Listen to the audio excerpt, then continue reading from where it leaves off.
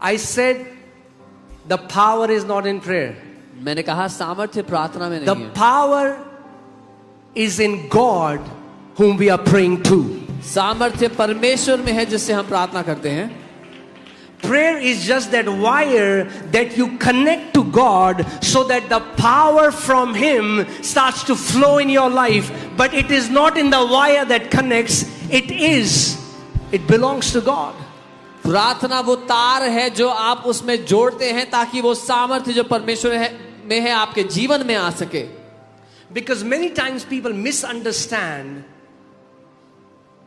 that it is the hour of prayer that does things, or it is the magnitude or the intensity or the high words that they speak.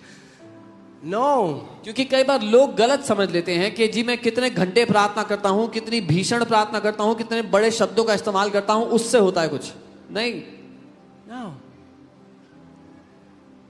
The more you trust in the one you pray to, the more powerful that prayer is. जितना ज्यादा आप उस पर भरोसा करते हो जिससे आप प्रार्थना कर रहे हो, उतनी सामर्थ्य आपकी प्रार्थना. So hear this. The more your prayer, when you pray, if the focus is on you, the weaker your prayer is. जब आप प्रार्थना कर रहे हो, जितना ज्यादा आपका ध्यान अपने ऊपर होगा, उतनी कमजोर आपकी प्रार्थना होगी. I have prayed for 6 hours. Now God has to give me. अब मैंने 6 घंटे प्रार्थना की है, अब तो प्रभु को मुझे देना ही पड़ेगा. No. नहीं. Have you ever seen Jesus praying long prayers in public? कभी देखा आपने यीशु को लंबी प्रार्थना करते हुए लोगों के सामने? No. नहीं. He has to raise Lazarus. उसको लाजर को जिंदा करना है. He didn't say, "Oh God, please, please, please, God. Oh God, please, you have to do it. Oh God, please." कर दो प्रभु प्लीज. No. नहीं. He says, "Lazarus, उसने कहा लाजर come forth." बाहर आ जा. That's it. बस. That's it. बस नहीं.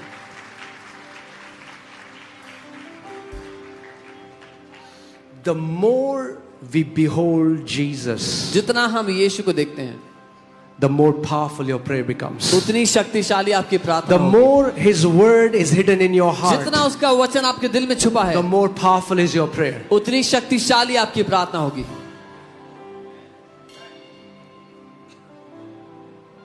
Amen. So don't get hung up in the dynamics of prayer and fasting.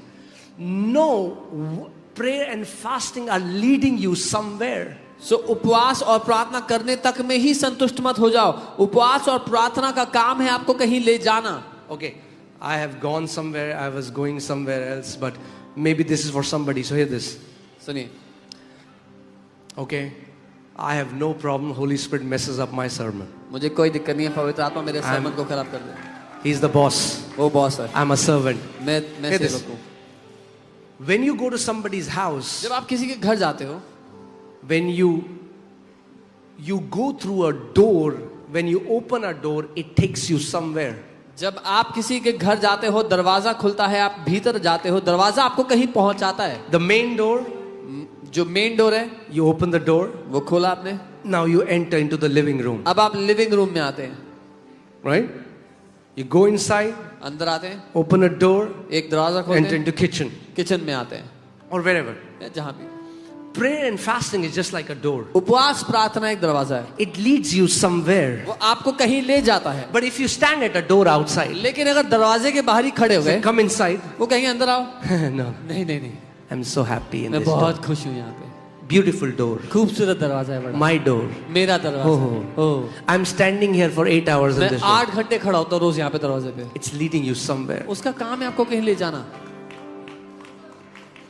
If our fasting अगर and our prayers don't lead us to Jesus, it's dead religious works. अगर हमारे उपवास और प्रार्थना हमें यीशु के पास नहीं ले जाते तो वो मरे हुए धर्म के